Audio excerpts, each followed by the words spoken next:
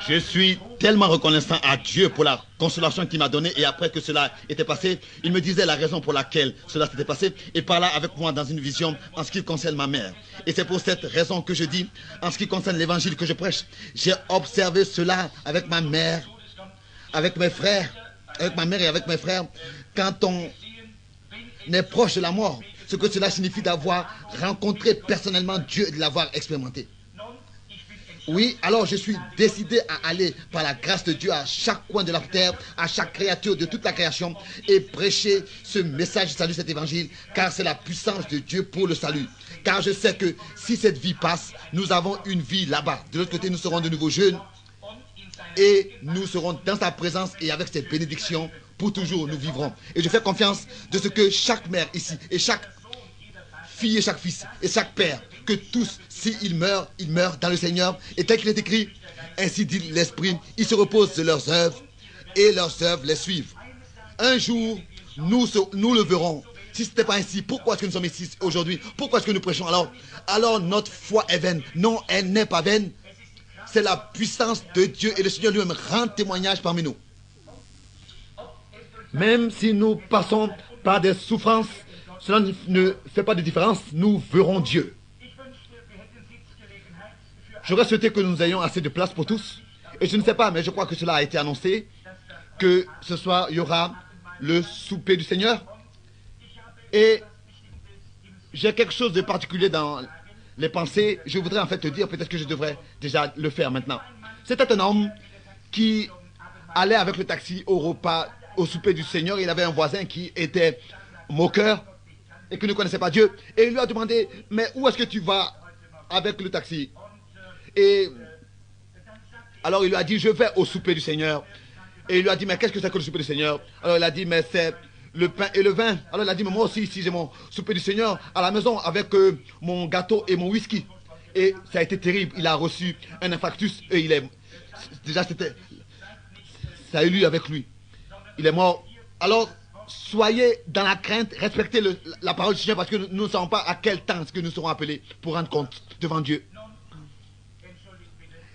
Je m'excuse, quelqu'un lui pose une question. Oui, je crois que ce soir, je serai ici aussi.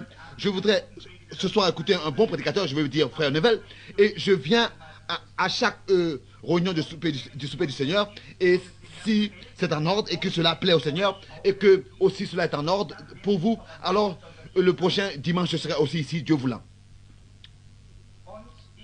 Et je pense que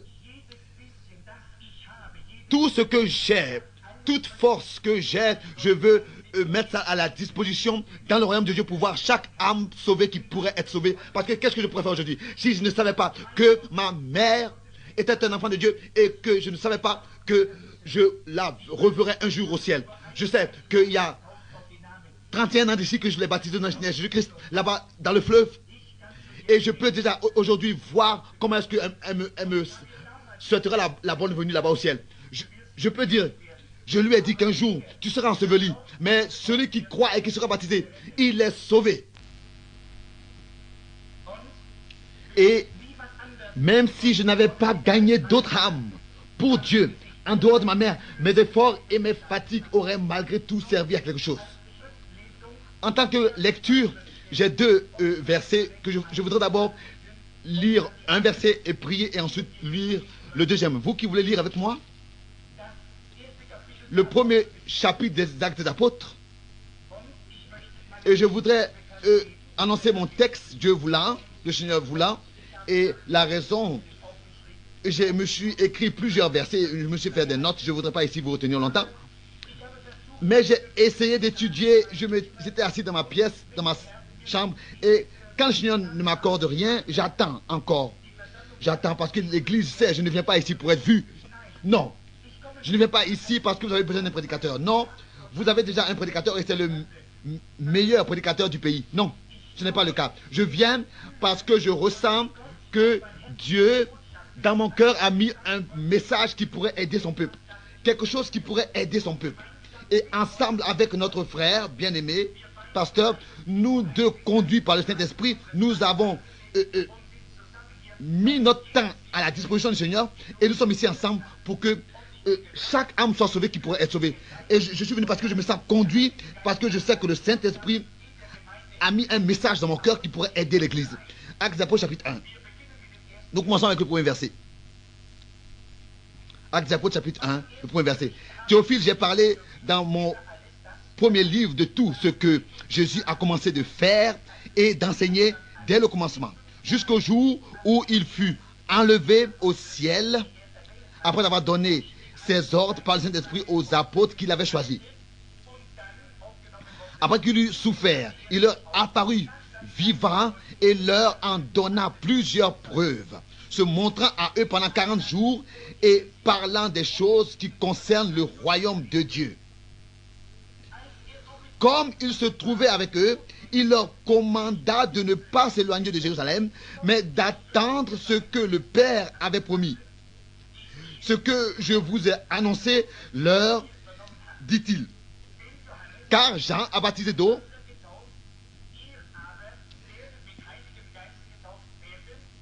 mais vous, dans peu de jours, vous serez baptisés du Saint-Esprit. Alors, les apôtres réunis lui demandèrent, Seigneur, est-ce en ce temps que tu rétabliras le royaume d'Israël? Il répondit, ce n'est pas à vous de connaître les temps ou les moments que le Père a fixés de sa propre autorité. Mais vous recevrez une puissance, le Saint-Esprit survenant sur vous.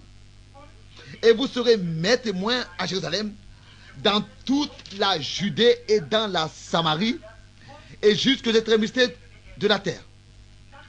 Après avoir dit cela, il fut élevé pendant qu'ils le regardaient, et une nuée le déroba à leurs yeux. Et comme ils avaient les regards fixés vers le ciel pendant qu'ils s'en allaient, voici deux hommes vêtus de blanc leur apparurent. Et dirent, hommes galiléens, pourquoi vous arrêtez-vous à regarder au ciel? Ce Jésus qui a été enlevé au ciel du milieu de vous viendra de la même manière que vous l'avez vu allant au ciel. Nous voulons courber la tête pour prier, pour la prière. Notre Père Céleste, nous venons maintenant et nous nous approchons de toi au nom du Seigneur Jésus pour toi-même, pour à toi-même exprimer notre reconnaissance pour tout ce que tu as fait pour nous et aussi pour toute cette certitude divine qui est dans notre cœur que nous sommes sauvés. Sauvés de la mort, sauvés de l'enfer, sauvés de la vie du péché, sauvés des choses de ce monde. Et nous avons été appelés au grand souper des noces de l'agneau, le Fils de Dieu. Oh, comme nous t'aimons, Seigneur. Pour cela, tu nous signifies plus que la vie. C'est la vie éternelle. Et nous sommes aujourd'hui ici réunis pour exprimer par des cantiques et par la louange et la prédication de la parole notre reconnaissance. Et pour que cette parole de la vie puisse être apportée à tous et aussi à tous ceux qui ne te connaissent pas. Et c'est notre désir et notre attente que ce jour soit un jour dans lequel beaucoup de ceux qui ne te connaissent pas puissent venir à toi, confesser leurs péchés et invoquer le nom du Seigneur afin d'expérimenter le pardon de leurs péchés. Et confesser de leur bouche ce qu'ils ont cru de leur cœur devant toi et se laisser baptiser. Et ensuite, Père, nous demandons que tu puisses remplir tous du Saint-Esprit, car c'est le sceau de la promesse que Dieu nous donne. Nous te demandons, pense à tous ceux qui sont malades et qui sont dans des besoins. Parce qu'en réalité, le monde est dans un état en besoin. Tous. Et c'est pour cette raison que nous nous tournons à toi. Tu es notre refuge, tu es notre protection. Tu es tout pour nous. Et aujourd'hui, nous pensons au temps de la Bible, aux prophètes qui venaient à toi et à ces grands hommes de tous les âges. Et on pensait qu'ils étaient nerveux. Et peut-être qu'ils l'étaient aussi. Mais malgré tout, ils avaient la parole du Seigneur. Oh Dieu, aujourd'hui, nous avons besoin de ta parole et nous faisons mention d'elle. Ils nous ont parlé de la fin des temps. Et nous voulons être des véritables chrétiens et regarder à leur témoignage. Et Père, accorde-nous un témoignage pour ce monde. Accorde-le-nous, Seigneur. Guéris les malades parmi nous ce soir. Car nous reconnaissons que nous sommes dans un corps fatigué et faible. Et nous ne pouvons pas nous réjouir entièrement des bénédictions comme quelqu'un qui pourrait entièrement le faire étant guéri. Et nous reconnaissons en tant que chrétiens que nous vivons très éloignés au-dessous de nos privilèges. Tu ne veux pas que nous soyons ainsi, que nous soyons fatigués et faibles et tendus. Tu veux que nous soyons remplis de l'Esprit de Dieu. Accorde-le-nous, Seigneur, pendant que nous attendons, que nous regardons à toi. Nous te demandons tout ça dans le nom de Jésus. Amen. Voilà. Si vous voulez de nouveau ouvrir avec moi les Écritures, et cela dans l'évangile de Jean, le chapitre 3, je voudrais lire quelques versets. Jean, chapitre 3, en commençant avec le verset 31. Pour que nous ayons ici le contexte pour ce que je veux dire. C'est Jésus qui parle ici. Jean chapitre 3 verset 31. Et écoutez s'il vous plaît exactement sa parole. Celui qui vient d'en haut est au-dessus de tout. Celui qui est de la terre est de la terre. Il parle comme étant de la terre. Celui qui vient du ciel est au-dessus de tous. Il rend témoignage de ce qu'il a vu et entendu. Et personne ne reçoit son témoignage. Celui qui a reçu son témoignage a certifié que Dieu est vrai. Je voudrais ici relire le verset pour ici souligner cela. Verset 33. Celui qui a reçu son témoignage a certifié que Dieu est vrai. En tant que texte, je voudrais aujourd'hui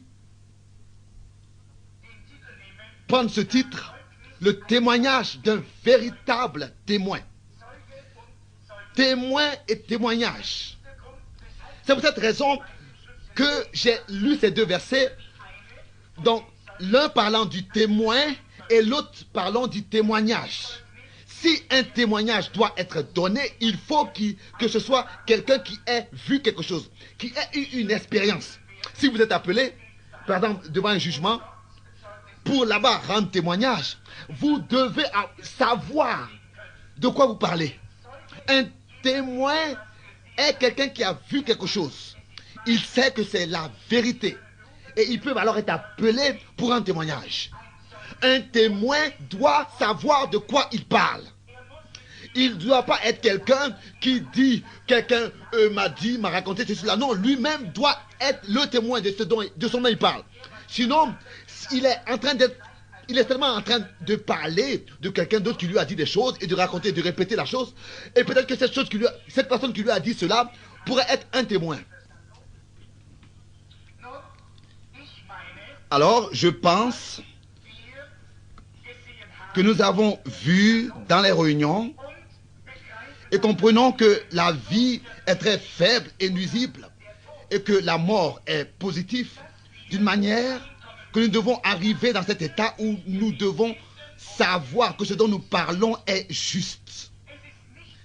Ce n'est pas quelque chose que comme ça nous imaginons ou bien acceptons ou bien comme ça croyons à moitié ou bien acceptons. Vous devez être entièrement, totalement certain que c'est juste. Parce que nous ne savons pas quelle fin nous aurons. Alors, et la raison pour laquelle, par exemple, je pense à cela, que les croyants sont véritablement assurés. Je crois que si un homme ou bien une femme ont une disposition juste et des pensées correctes et ont pris une décision correcte et ont reçu vraiment le Seigneur Jésus et ont mis tout en ordre dans leur vie avec Dieu, et que une fois pour toutes, si nous sommes arrivés à la fin de notre vie et nous ne savons pas quand est-ce que cela sera, peut-être que nous sommes malades. Peut-être que nous avons à la fin de notre vie, nous n'avons plus la disposition de nos sens telle que nous l'avons maintenant. Et nous voulons maintenant faire quelque chose et nous ne le pourrons pas. Nous ne savons pas dans quel état nous serons plus tard.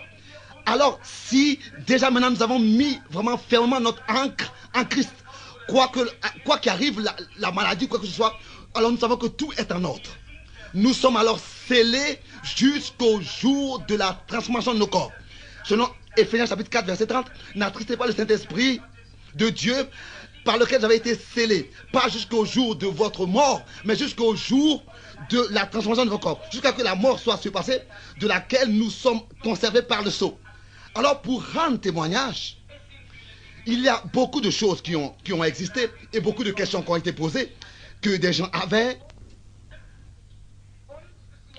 Et ils ont le droit.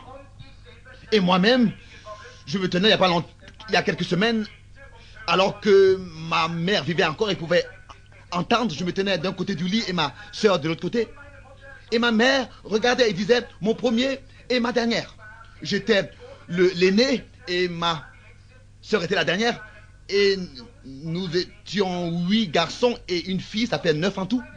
Et ma mère commençait à dire, Billy, tu as pris soin de moi.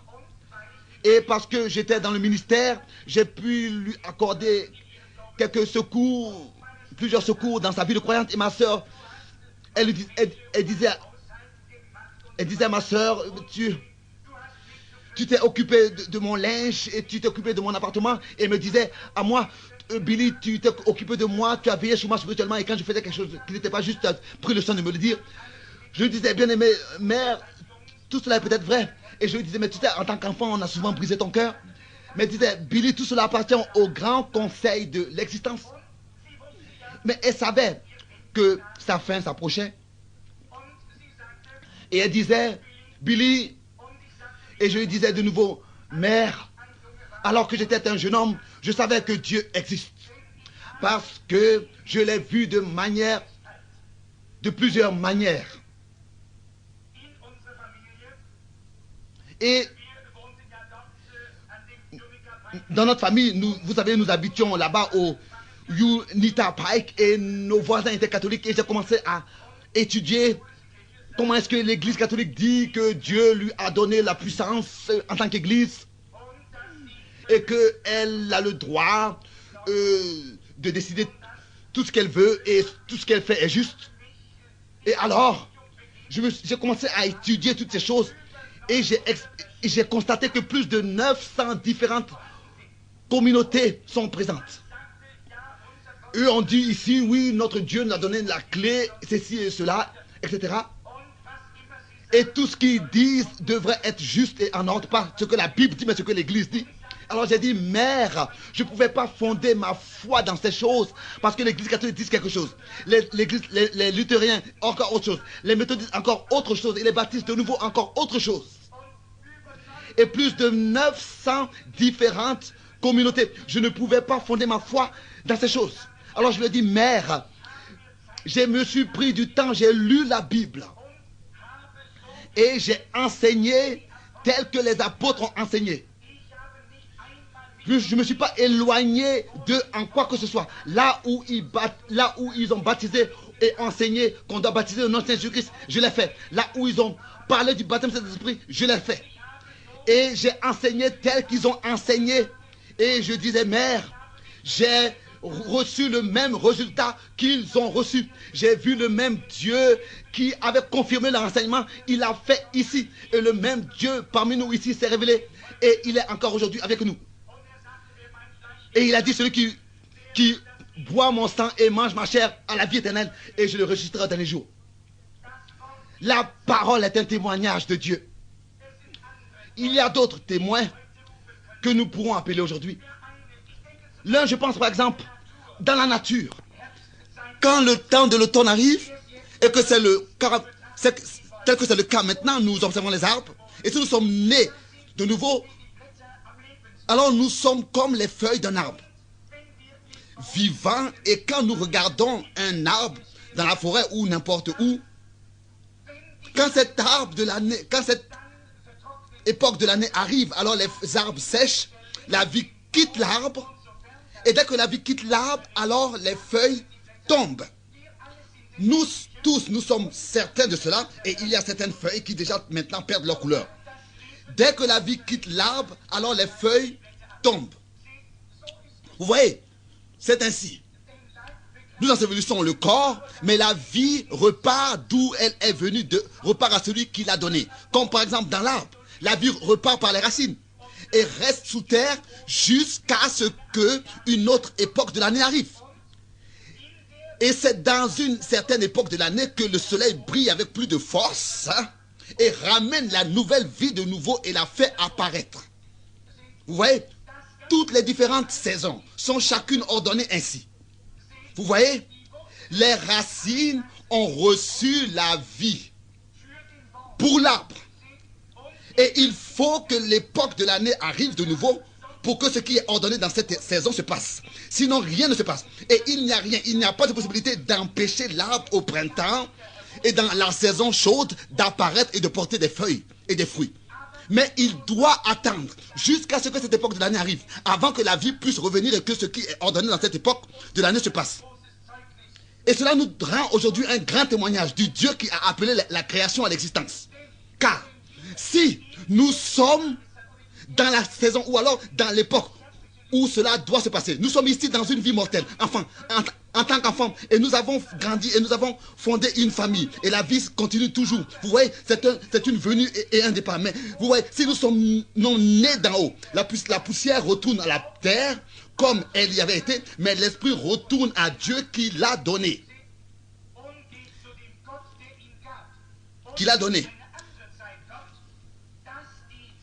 Et quand une autre époque viendra, celle de l'immortalité, alors le Fils de Dieu apparaîtra avec la guérison sous ses ailes. Alors ce sera impossible que les corps soient retenus dans la tombe.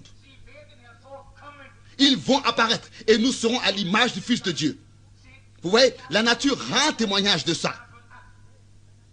Vous voyez, si nous sommes chrétiens, si nous sommes nés de l'Esprit de Dieu, alors la mort ne peut rien être d'autre pour nous que la victoire. Car le corps périssable doit repartir et devenir poussière. Mais quand le temps arrivera, ce temps n'est pas encore présent. Maintenant, c'est le temps de l'ensemencement, le temps mortel. Mais la saison immortelle, approche. Quand l'immortalité viendra, alors elle manifestera l'esprit immortel et nous apparaîtrons. Ceux qui se sont déjà endormis apparaîtront par la résurrection et nous allons alors tous resplendir dans sa gloire. Vous voyez, tout sur terre rend témoignage. Le soleil se lève à l'est et montre le commencement de la vie et se couche à l'ouest. Les oiseaux chantent le matin et ils sont heureux de ce qu'un nouveau jour a apparu. Et quand nous sommes fatigués, tel que quand le soleil se couche, vous voyez, cela rend témoignage de la mort et de la vie. C'est toujours une venue et un départ.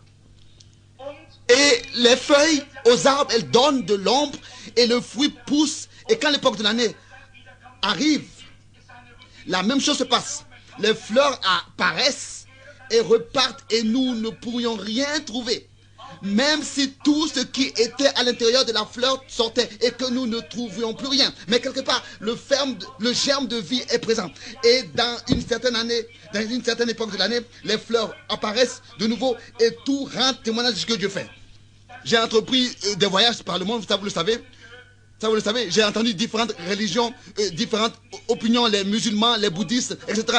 Et des centaines de religions différentes. Sur des dieux et des déesses. Mais il n'y a rien, il n'y a aucune d'entre elles qui aurait ne serait-ce qu'une étincelle de vérité. Cette foi chrétienne est la véritable foi. Juste, elle rend témoignage de la vie et de la mort et de la résurrection et toute la création rend ce même témoignage. Vous voyez, c'est le témoignage de Dieu parmi son peuple. Chaque jour, c'est une vie, une mort et une résurrection. Chaque saison passe devant nos yeux et nous constatons ces choses toujours de nouveau. C'est pour cette raison que nous savons que ce qui est écrit ici est vrai.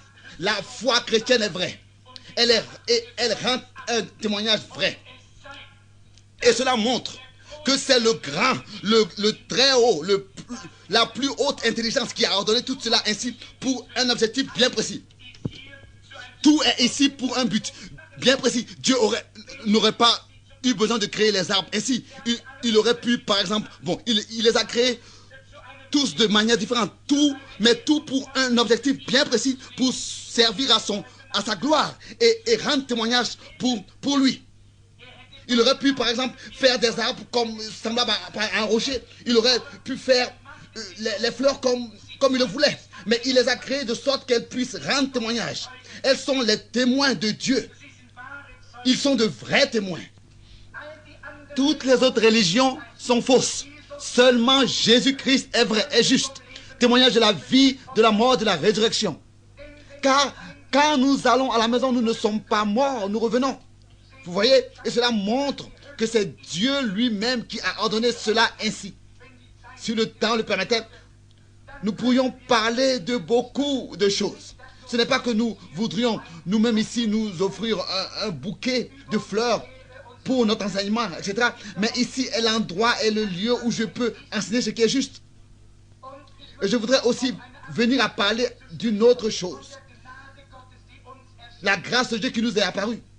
Vous voyez, la première chose, c'est les racines. La deuxième chose, c'est le tronc. Et la troisième, c'est le fruit. Mais ce n'est pas encore la fin. Vous voyez, la justification, les racines, la sanctification, le tronc et le baptême dans le Saint-Esprit, le fruit, la semence originale. Maintenant, il était rapproché particulièrement de la justification. Et John Wesley particulièrement de la sanctification. Maintenant, le baptême du Saint-Esprit. Tous les trois étapes, justification, sanctification et baptême du Saint-Esprit. Cela rend témoignage aux Écritures elles-mêmes. Et j'ai plusieurs choses que je pourrais mentionner ici, qui rendent témoignage. Qui rendent témoignage de cela. Quand on peut seulement les observer, les choses naturelles rendent témoignage des choses spirituelles. La justification, les racines. La sanctification, le tronc. Et le baptême dans le Saint-Esprit, le fruit. Le fruit qui est reproduit étant le résultat de la vie qui était venue par les racines et le tronc. Vous voyez? Mais tout cela vient de la semence. La semence a été plantée et elle a produit selon son fruit. Nous vivons par l'âge de Luther, par l'âge de Wesley. Et maintenant, nous vivons dans cet âge de la Pentecôte.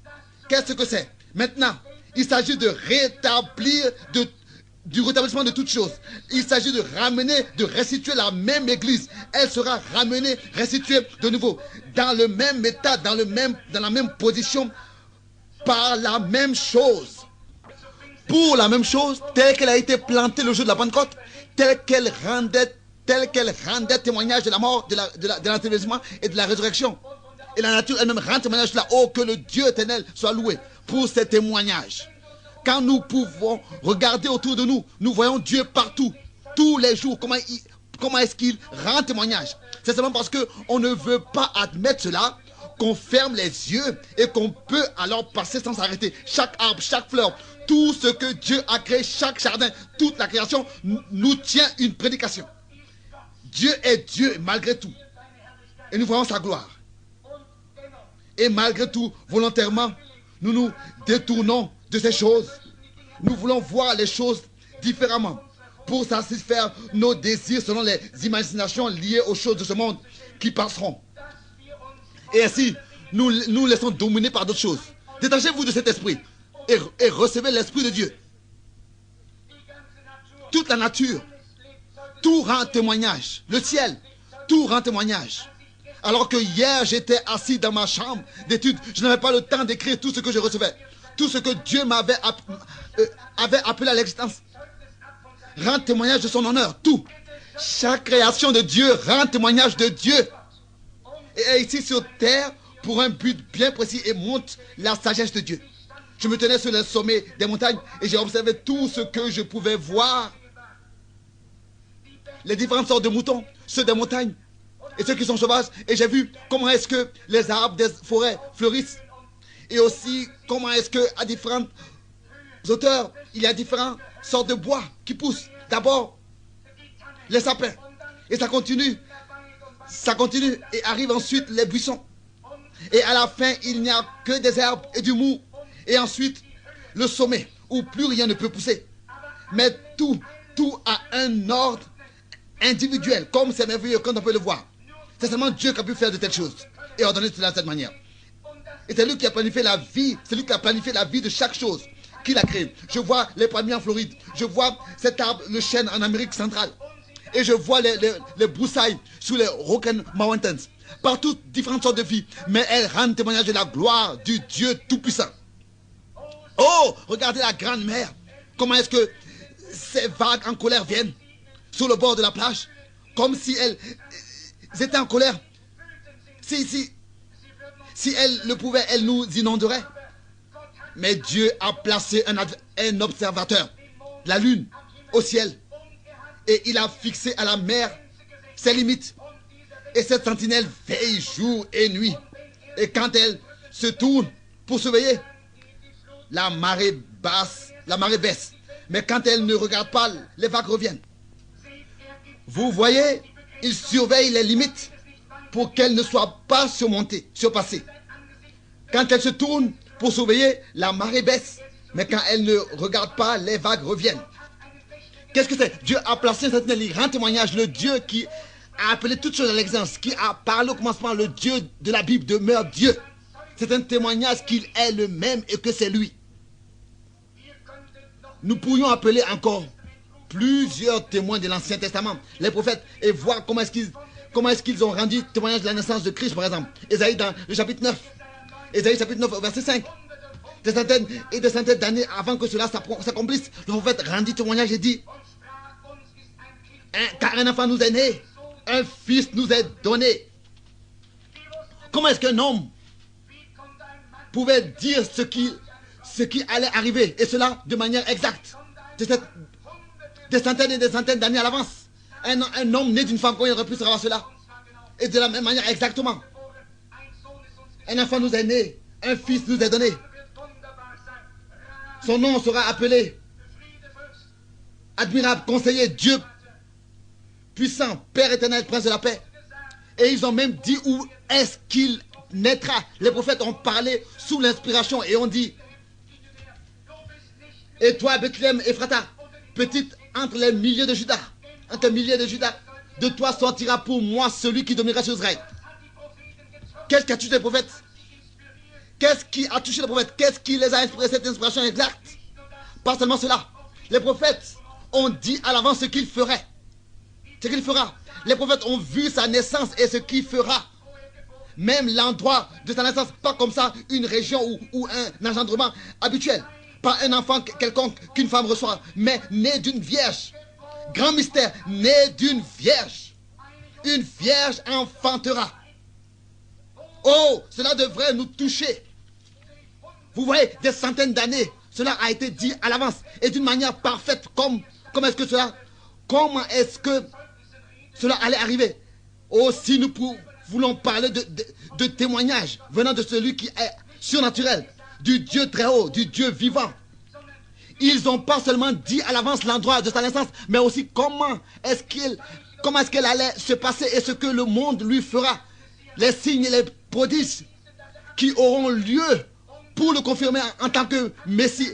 Ils ont montré qu'il sera rejeté. Et cela a été inspiré par l'Esprit de Dieu. Et il a été même dit des centaines d'années à l'avance ce qu'il dira sur la croix. David par l'Esprit. Comment est-ce qu'il aurait pu savoir cela de lui-même? Comme Jésus disait. Comment est-ce que David, alors animé de l'Esprit, pouvait appeler le Christ Seigneur? Il y a une grande différence entre David et David dans l'Esprit de Dieu. Il y a une grande différence entre une assemblée et une assemblée dans l'Esprit de Dieu. Dans l'Esprit de Dieu, David l'a appelé Seigneur. Et a dit: assieds-toi à ma droite. Parole de l'Éternel, mon Seigneur, assieds-toi à ma droite, jusqu'à ce que je fasse de tes ennemis ton marchepied. Après, ils n'ont plus posé comme question. Dans le psaume 22, au verset 15 et 17, il était saisi par l'Esprit. Et alors que cela s'est passé, alors il a prononcé les paroles: mon Dieu, pourquoi m'as-tu abandonné? Que Christ sur la croix a prononcé: tous mes os se séparent. Et ils ont percé mes mains et mes pieds. Oui, blessés pour nos péchés, brisés pour nos iniquités. Le châtiment qui nous donne la paix est tombé sur lui. Par ses meurtrissures, nous sommes guéris. Oh, les attitudes, la perfection. Des choses qui ont été annoncées à l'avance des prophètes. Pas une seule parole est restée sans s'accomplir de tout ce que les prophètes ont dit. Vous voyez? Et toutes les prophéties qui trouvaient le raccomplissement dans les dernières heures sur la croix, chaque parole était accomplie. Pas une seule chose est restée sans s'accomplir. Qu'est-ce que c'est? Cela parle d'une grande sagesse, d'une grande intelligence. C'était pas ces hommes, c'était que des hommes comme toi et moi. Mais ils étaient inspirés par la grande sagesse, par le Très-Haut. Et ils rendirent témoignage que nous pouvons nous attacher entièrement à la parole de Dieu,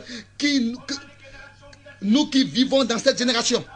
Et même si des générations viendraient encore, et dans toutes les générations qui se tiendraient encore, nous pouvons nous abandonner entièrement à sa parole et savoir qu'elle est vraie. Toutes ces paroles sont parfaites, elles sont parfaites et précises. Elles ne s'accomplissent pas une heure plus tard que prévu. Parfois nous pensons que c'est ainsi, mais ce n'est pas ainsi. Quand cela s'est passé, alors nous constatons que cela ne pouvait pas s'accomplir plus rapidement et que ça ne pouvait pas être mieux que tel que c'est arrivé. C'est toujours parfait et à l'heure précise. Même ces visions qui se passent, toutes les visions qui se sont accomplies et les choses qui arrivent, qui avaient été prédites à l'avance, nous posons la question, quand est-ce qu'elles vont s'accomplir et qu'est-ce qui va s'accomplir? Mais alors, nous constatons qu'elles sont toujours parfaites et à l'heure précise, exactement tel que ça devait être. Oh, comme c'est. Comment est-ce que nos pensées peuvent être ainsi? Et comment est-ce que maintenant j'ai vu ma mère? Et alors, j'étais tremblant et j'ai vu une vision d'elle. J'ai vu une fois comment elle était dans le naturel et comment est-ce qu'elle est là-bas dans la gloire. Je sais, elle n'est pas morte. Elle est tellement endormie. Elle est en Christ. Oh, comment est-ce que nous voyons que Dieu promet les choses à l'avance? La dernière fois, alors que j'étais ici, j'ai parlé d'une vision que le Seigneur me donnait, me disant d'aller au nord et ce qui allait se passer. Et comment est-ce que les gens viendraient sur la montagne et par loin de là, ceci et cela va se passer. Et je chasserai un ours. Et que ceci et cela va se passer. Et que j'aurai cet ours. Et jamais nous avions vu un ours dans cette région. Mais Dieu m'avait dit que ce serait la patrie, c'était le Seigneur qui m'avait donné cette vision. C'était selon sa parole. Et cela s'est passé de cette manière. Pourquoi? C'est un témoignage que Dieu peut venir et nous montrer des choses. Toutes ces promesses sont vraies. Dieu donne des témoignages. Il vient, il nous rend témoignage. Nous recevons son témoignage et nous le transmettons. Et nous le transmettons. Cela parle d'une grande sagesse, d'une grande intelligence. Alors que Jésus de Nazareth était sur cette terre. Oh, toutes ces œuvres puissantes qui s'étaient passées ont rendu témoignage de lui. Personne n'avait besoin de douter. Il disait, si vous ne me croyez pas, croyez à cause des œuvres. Si vous ne pouvez pas le voir en tant que Dieu. Et il disait, tu es un homme et tu te fais Dieu. Il disait, si vous ne pouvez pas croire, croyez les œuvres qui ont lieu. Parce qu'il rend témoignage de Dieu et confirme que je le suis.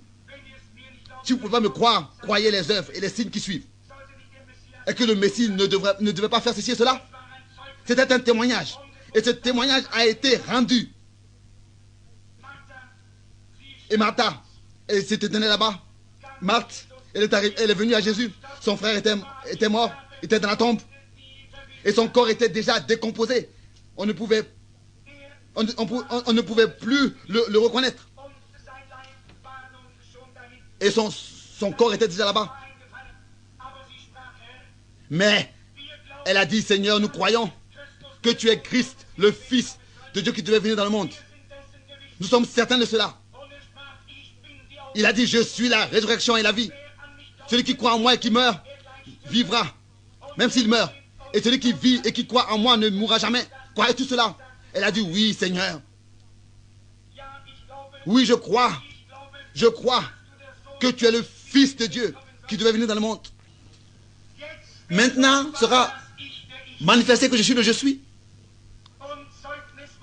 Et le témoignage a été rendu. Je vais prouver que ce qui est témoigné est vrai. Où est-ce que l'avait enseveli? Elle dit, viens Seigneur et vois. Et cela a montré en tant qu'homme, il pleura.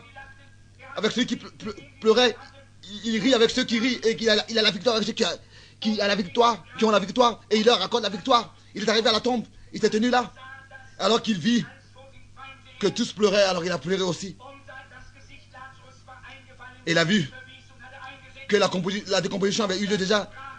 Le corps était complètement pourri. Il a dit, Lazare, sort. Et un homme qui était mort il y a 4 jours s'est tenu sur ses pieds. Oh, chaque droit qu'il revendiquait était ici confirmé. Il était plus. Il était fils de Dieu. Il était Dieu lui-même manifesté en tant qu'homme. Et alors qu'il était, et avant de partir, il nous a transmis le témoin, le Saint-Esprit. Et il a dit qu'il viendra. Tous les prophètes, par les âges, depuis le commencement déjà, ont parlé de ce grand témoin qui allait être accordé à l'Église dans la fin des temps. Le grand témoin, le Saint-Esprit. Le Saint-Esprit est notre témoin. Il est la preuve. Il est le sel. Il est le sceau. Il est le sceau confirmé. Il est la confirmation absolue. Il est le témoin que Christ est vivant. Et parce qu'il vit, nous vivons aussi. Il est un sceau confirmé. Il est celui qui conduit l'Église dans la fin des temps. Dieu a laissé savoir à son peuple que son esprit est ici parmi son peuple. Tous les prophètes ont rendu témoignage de cela. Ils ont rendu témoignage de la venue du Saint-Esprit. 800 ans avant que cela se passe, Joël a prophétisé que l'Esprit de Dieu allait être déversé. 800 ans auparavant, avant que cela se passe, Joël en a parlé. Ce grand prophète, il était nerveux. Et les gens pensaient qu'il n'est pas comme ça normal. Et il a prophétisé. Joël, vous pouvez le lire. Il a dit, dans les derniers jours, dit Dieu, je répandrai de mon esprit sur toute chair. Vos fils et vos filles prophétiseront.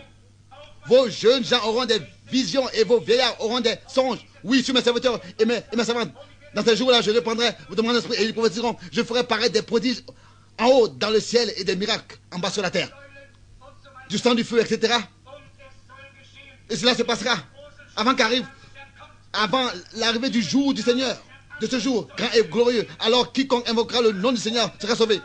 800 ans avant que cela se passe, le prophète l'a annoncé à l'avance, rendu témoignage, prophétisé. Qu'est-ce que ce petit prophète l'a touché? Qu'est-ce qu'il a atteint? Qu'est-ce qu'il a touché? Qu'est-ce qu'il a inspiré? Dites-moi comment est-ce qu'un homme né d'une femme de quelques jours, de difficultés, de problèmes, qu'est-ce qui s'est passé avec lui? Qu'est-ce qu'il a vu? Qu'est-ce qu'il a pu donner de son cœur? Et comment est-ce qu'il a pu regarder au travers du temps et savoir ce qui allait se passer à l'avance? Et dans l'église, ce qui allait se passer à la fin des temps? Dites-moi, qui peut faire cela? Rien. Rien que le Très-Haut, le Dieu Tout-Puissant. Lui seul est capable de faire ces choses. Qui l'a touché? Est-ce que c'est un homme qui a avancé, qui a annoncé ces choses? Un homme né d'une femme, plein de problèmes, de cette terre écrit dans Job.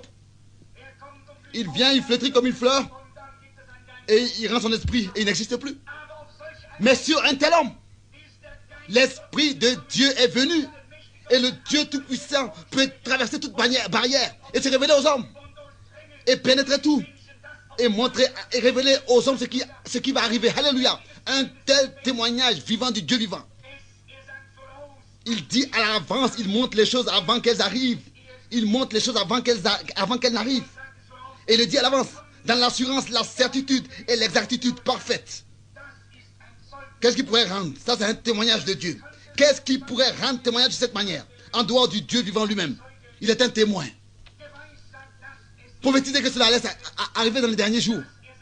Qu'il déverserait son esprit sur toute chair. Et après que Joël avait prophétisé,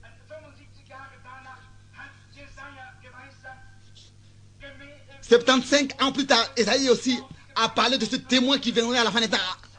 De quoi je parle? Je parle de témoin. Je parle d'un véritable témoin. D'un véritable témoin, d'un vrai témoin. Et de par les prophètes. Ce témoignage a été porté dans toute la Bible. Ce témoin qui était sur les prophètes dans toute la Bible. Et qui est demeuré le même jusqu'à dans nos jours. Esaïe l'a dit après aussi la même chose. Esaïe, le grand prophète, qui nous a accordé toute une Bible complète, de Genèse jusqu'à l'Apocalypse dans ces 66 chapitres. Tel que Esaïe a 66 chapitres, c'est ainsi que toute la Bible a 66 livres. Ce grand homme, il a prophétisé à l'avance. la venue du Saint-Esprit. Nous voulons le lire. Je me suis noté cela. Ésaïe chapitre 28, verset 11. Nous voulons justement le lire. Nous voulons lire ce qui a été dit. Parlant de la venue du Saint-Esprit. Ésaïe 28, verset 5. En ce jour, verset 5, en ce jour, l'Éternel des armées sera une couronne éclatante et une parure magnifique. Qu'est-ce que c'est notre couronne? Le Saint-Esprit nous couronne. Une couronne éclatante et une parure magnifique pour le reste de son peuple. Pour ceux qui se sont mis à part, qui sont restés, c'est pour eux qu'il sera une couronne éclatante et une parure magnifique. Magnifique. Pensez seulement à cela. Ceci a été dit à l'avance, 7 ans en avance, avant que cela se passe. Un esprit de justice, verset 6, pour celui qui est assis au siège de la justice, et une force pour ceux qui repoussent l'ennemi au-delà des portes. Vous voyez, pas seulement jusqu'à ces portes, mais au-delà des portes, qui se tiennent avec lui dans sa présence. Ce grand esprit, le Saint-Esprit, ça c'est la force de ceux qui reçoivent la puissance pour repousser l'ennemi jusqu'au-delà des portes. Nous nous soutenons sur lui et nous nous abandonnons à lui, pas à nous-mêmes, pas à l'instruction, à l'intellectualisme, pas aux choses du monde, ni par la puissance, ni par la force, mais c'est par mon esprit, dit l'Éternel des armées. Vous voyez, ça c'est l'église. Elle se repose entièrement dans la puissance de Saint-Esprit. Il est la puissance de ceux qui repoussent l'ennemi jusqu'à n'importe. Pas une forme, et pas une formation théologique, pas une dénomination, mais le Saint-Esprit est notre force. Il est celui qui se tient à la porte et qui nous soutient. Il est notre force.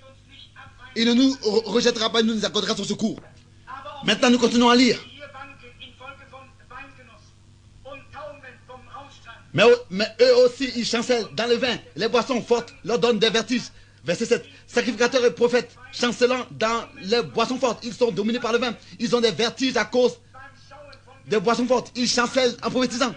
Ils vacillent en rendant la justice. Vous voyez, ils ne croyaient plus à la parole prophétique et à la justice. Ils disent qu'aller à l'église, ça suffit. Ils pensent que c'est tout. Ils sont comme sourds, comme chancelants. Qu'est-ce que le prophète a dit? Il est le témoin. Par le Saint-Esprit, il parle ici. Car toutes les tables sont pleines de vomissements et d'ordures. Il n'y a plus de place. Il n'y a plus de place qui sera encore propre. Tous sont comme chancelants et tous ont vomi. Et regardez quand aujourd'hui on voit le souper du Seigneur, il se coupe comme ça une tranche de pain et il les distribue simplement. Qu'est-ce que le souper du Seigneur aujourd'hui? C'est rempli de vomissements sur la table du Seigneur.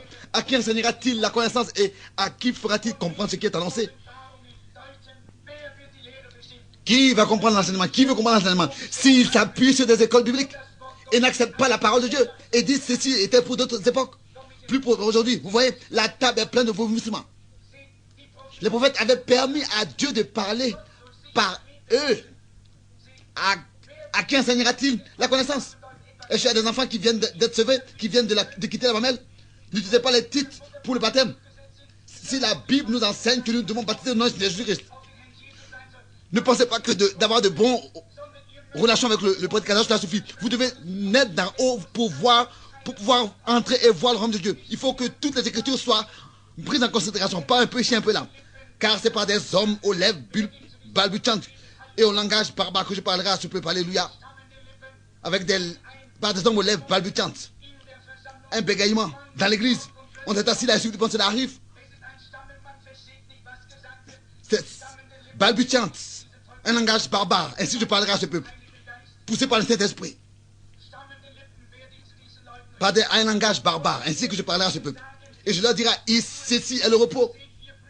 Vous frères qui dites que le 7e jour c'est le jour du repos. Non, ceci est le sabbat ici. Voici le repos. Laisse reposer celui qui est fatigué. Voici le jour du repos. Oh Dieu, accorde-nous des hommes fermes qui se tiennent pour la vérité, qui rendent témoignage. Pour que les fatigués puissent venir au repos. Ici, voici le rafraîchissement. Mais ils ne veulent pas entendre. C'est ici la chose triste. Ils ne veulent pas entendre. Ils ont frappé, ils ont remué leur tête. Ils se sont moqués, ils sont partis. Mais Isaïe prophétisait.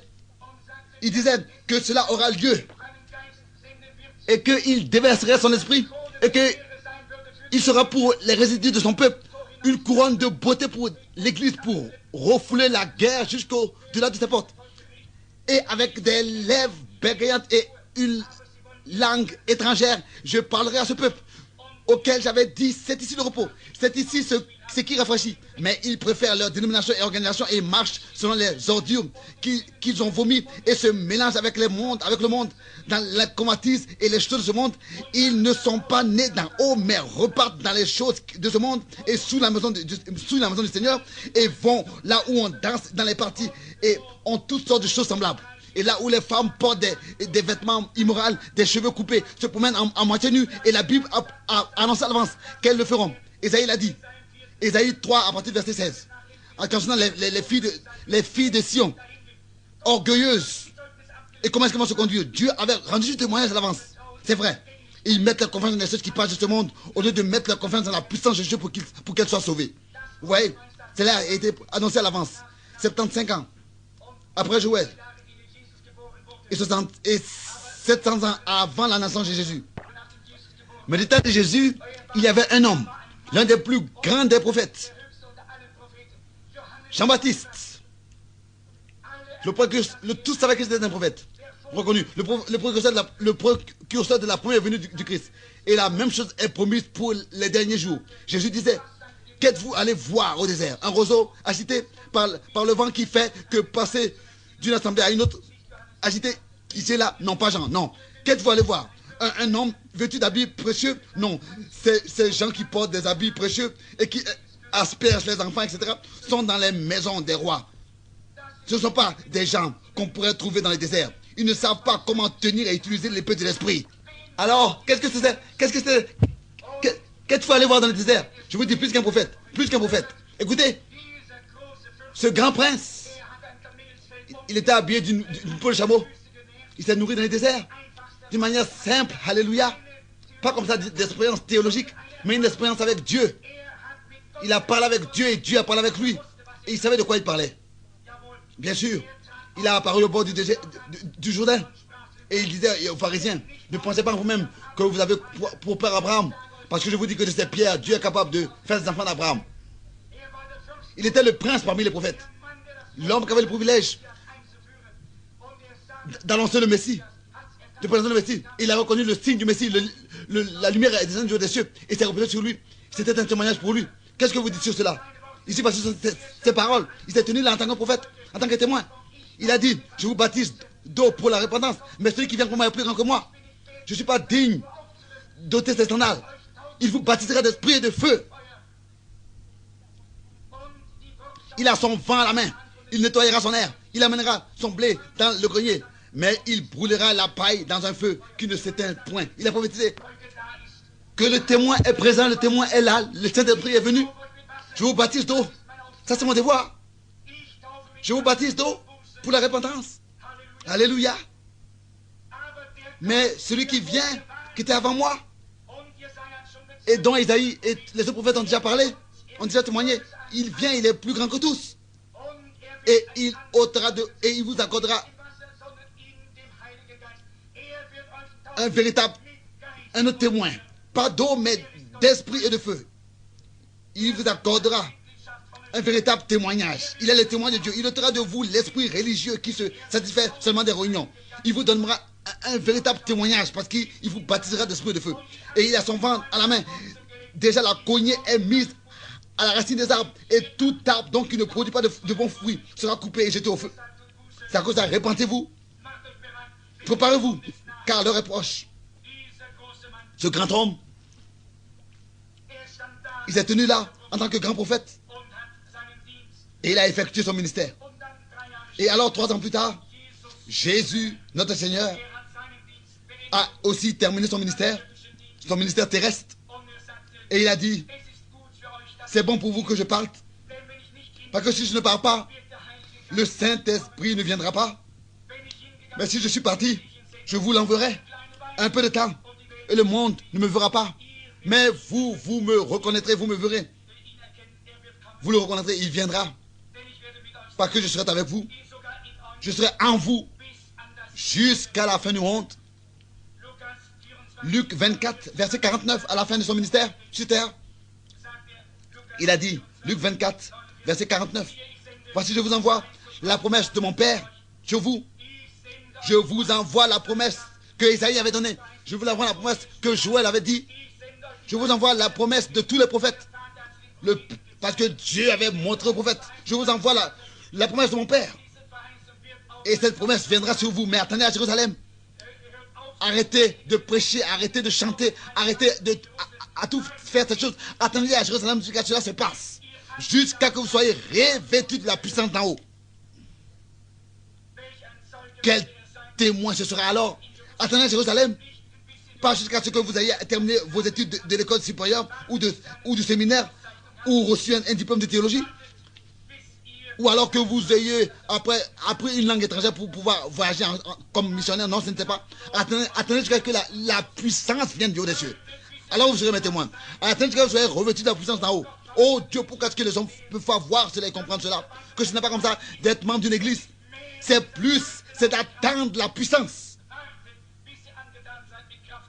Attendre la puissance du haut des cieux. Car je l'enverrai. C'est la promesse de Dieu. Et je l'enverrai. Je vais rendre témoignage. Et quand il viendra, il prendra témoignage, il rendra témoignage de moi. Jean 15, verset 26, verset 7. Car il ne parlera pas de lui-même, il parlera de moi. Jean 7, verset 13. C'est ce que Jésus a dit. Soyez attentifs, il vous révélera les choses que je vous ai dites. Pas des choses venant du séminaire. Jean 14, verset 26. Pas des choses venant du séminaire. Jean 7, verset 13. Mais ce que je vous ai dit, il vous rendra témoignage. Vous allez oublier toutes vos expériences séminaires. Et vous allez dire ce que Jésus-Christ a dit. Et il vous rappellera les choses. Et encore plus, il vous révélera le futur. Ça, c'est le véritable témoin. Ça, c'est le véritable témoin de Dieu. Il restaurera l'ancien évangile. Le Saint-Esprit fera toutes ces choses. Mais si cela semble que nous étions abandonnés, et même si par la théologie des hommes, toutes ces choses ont été foulées aux pieds, mais il viendra. Il vous rétablira. Pas seulement cela. Il vous révélera le futur. Des choses qui vont se passer. Il parlera avec vous par des langues bégayantes et une langue étrangère.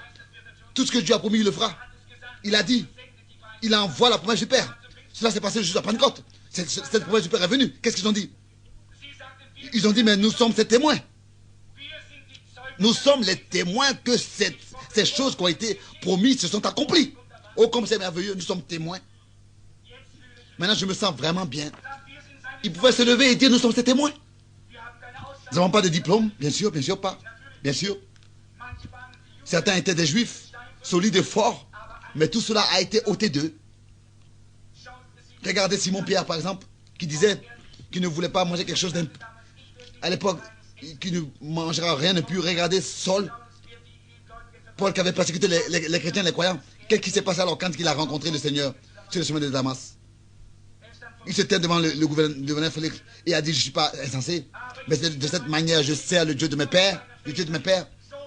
C'est ainsi que je le sers. Et il pouvait dire, nous sommes ses témoins. Oui, il y a eu 3 sortes de témoins le jour de la Pentecôte. Premièrement, la parole des prophètes que Dieu déversera son esprit sur toute chair. Ça, c'était la prophétie. Et la parole de Dieu s'est accomplie. C'était un témoignage. Le message des prophètes s'était accompli. Je déverserai mon esprit sur toute chair. Il parlera au peuple avec des lèvres bégayantes et une langue étrangère. C'est ce qui s'était passé.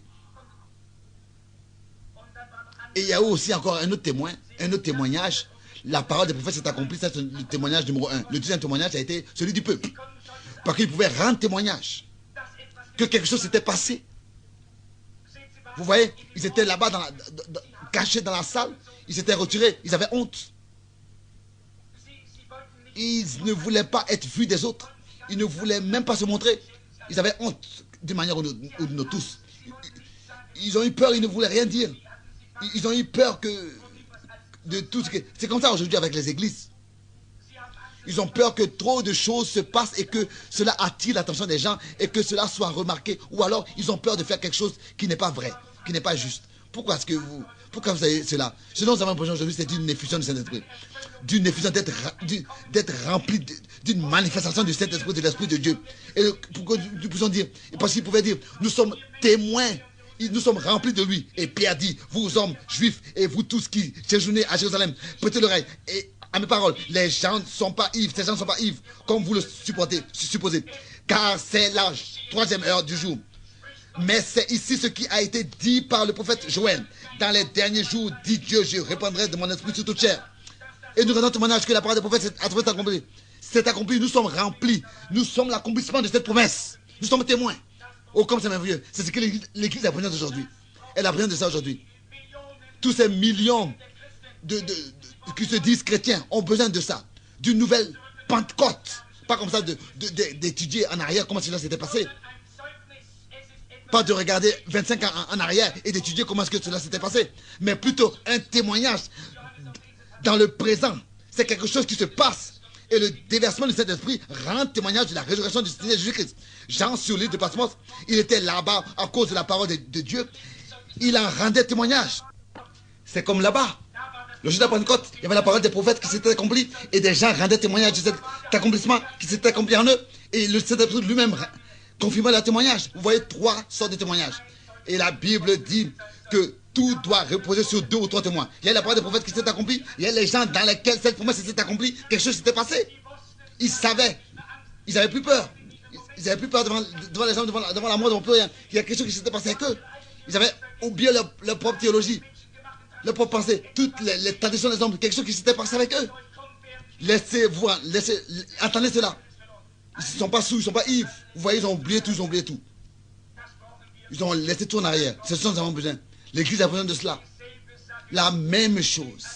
Vous voyez, en tant que groupe d'hommes qui peut apparaître devant Dieu, se tenir devant lui et dire, oh Dieu, je ne suis pas satisfait d'être seulement un membre de l'Assemblée. Fais de moi un témoin. Déverse, infuse ton esprit. Remplis-moi de ton esprit. Donne-moi d'être ton témoin. Nous avons besoin de toi. L'Église souffre aujourd'hui. Elle est dans un état faible. Parce qu'elle a rejeté le sang de Jésus-Christ. Oui. Le Saint-Esprit rend témoignage de cela, que c'est ainsi. Aucun homme pouvait renier ceci. C'était véritablement accompli. Ils n'avaient pas appris cela dans une école. C'était des gens illettrés, sans instruction, pêcheurs de poissons, des gens de l'ordinaire, simples. Et la Bible dit que le peuple en général écoutait volontiers Jésus. Pas ceux qui étaient comme ça considérés et vus. Mais les gens simples, ils écoutaient volontiers. Et ils étaient tous des hommes simples. Ils écoutaient. Et ils pouvaient dire, nous sommes ces témoins, nous avons reçu quelque chose de lui. Nous ne connaissons même pas notre propre langue. Mais ils devaient tous dire comment est-ce qu'il est possible que nous les entendons parler nos langues maternelles. Nous qui ne la méprisons, qui ne la maîtrisons pas, qui ne la maîtrisons même pas. Et eux, qui sont tous des Galiléens, des Galiléens. Et le Galiléen est une langue simple, mais ils étaient étonnés de les entendre parler à chacun dans sa langue maternelle. Des merveilles de Dieu, des grandes choses que Dieu a fait, dont le Saint-Esprit en rendait maintenant témoignage. Oui, c'est ainsi que c'était écrit. Je déverserai de mon esprit sur toute chair, et c'est par des lèvres bégayantes et par une langue étrangère que je parlerai à ce peuple auquel j'aurais dit, c'est ici le repos. C'est le témoignage, c'est la confirmation. 3 témoins. Qu'est-ce que c'était? La parole des prophètes était la parole de Dieu. Car ce n'était pas de leur propre volonté, mais poussés par le Saint-Esprit. Ils ont prononcé de la parole de Dieu la parole qu'ils mettaient dans leur bouche. Je vois ici un médecin de la Norvège. Un médecin qui est ici assis. Il est venu de la Norvège. Il est venu à la prière. Il y a quelques soirs, alors que nous étions assis ensemble dans une salle d'interview, le Saint-Esprit a agi et est venu dans la pièce. Et il me disait, frère Branham, j'attends ce qui sera dit. Alors le Saint-Esprit est venu. Et est allé dans sa vie. Beaucoup d'années en arrière. Et ce qui s'était passé. Et il lui a dit dans quel état, il lui a tout dit. Qu'est-ce que c'était? L'Esprit de Dieu a rendu témoignage. Peut-être qu'il y a encore quelqu'un qui était venu de l'assemblée du frère Pamel et qui ne savait pas ce qu'il devait faire. Il était déchiré en face d'une certaine chose.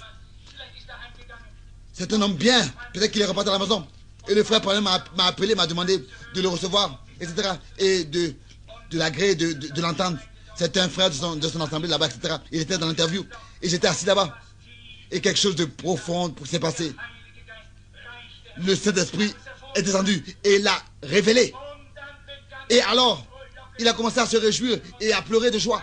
Qu'est-ce que c'était? C'était Dieu qui a rendu témoignage. Qu'est-ce que c'était? Par Frère Branham? Non. Par le Saint-Esprit. Amen. Ça, c'est le témoin de Dieu. Laissez-moi vous dire quelque chose d'autre. Ici, le frère Eken Bowden, qui est assis ici. Un diacre de l'église. Un membre bien. Il a parlé en langue ce matin, il a prophétisé. Pourquoi est-ce que le Saint-Esprit a parlé d'une manière merveilleuse? Pourquoi est-ce qu'il a été dit, j'ai oint mon serviteur pour vous apporter les choses que vous devez savoir? Pourquoi est-ce qu'il a dit cela avant cette réunion maintenant que nous tenons? Pourquoi est-ce qu'il a prophétisé cela? Mon cœur était touché. Cet homme ne pouvait pas savoir ce que j'allais dire, comme pour tout de même, comme vous tous de même. Je vais seulement sur la plateforme et de cette manière, il l'a révélé ici avant même que je sois sur la plateforme. Ce qui allait se passer. Et je vous dis, tel qu'il a dit aussi, je t'envoie à beaucoup de nations et de langues ce même message que j'apporte aujourd'hui. Écoutez-le, je vous le dis, car l'onction se repose sur cette parole. Qu'est-ce que c'est? Le Saint-Esprit. Le véritable témoin. Qu'est-ce que c'est? La divinité habitant dans un homme. Alléluia. Quoi? Église. C'est la raison pour laquelle je ne peux pas seulement dire que si quelqu'un pleure, ou alors c'est le Saint-Esprit. Si quelqu'un fait ceci ou cela, alors c'est le Saint-Esprit. Ou alors saute et se réjouit dans l'enthousiasme, etc. Toutes ces choses sont bien. Mais le diable peut imiter tout cela. Le Saint-Esprit, c'est Dieu. Dieu habitant dans l'homme. C'est plus qu'une sensation. C'est plus que parler en langue étrangère. C'est plus que dans l'extase exploser de louanges par l'esprit. C'est plus que verser des larmes. C'est plus que venir à l'église. C'est Dieu lui-même en vous. Dieu qui habite en vous. Dieu lui-même habite en vous. Qui est homme. Dieu en vous. Dieu lui-même qui habite en vous. Et si vous parlez, c'est Dieu qui a parlé. C'est lui qui parle quand vous parlez. Ça, c'est l'église de Jésus-Christ. C'est ainsi qu'était la première église apostolique. Oh, comment sont les assemblées aujourd'hui? Tellement différentes. Éloignées de cette position, enroulées dans la dénomination et dans l'organisation. Et cela a commencé déjà au 2e siècle. Après Christ, avec l'église catholique.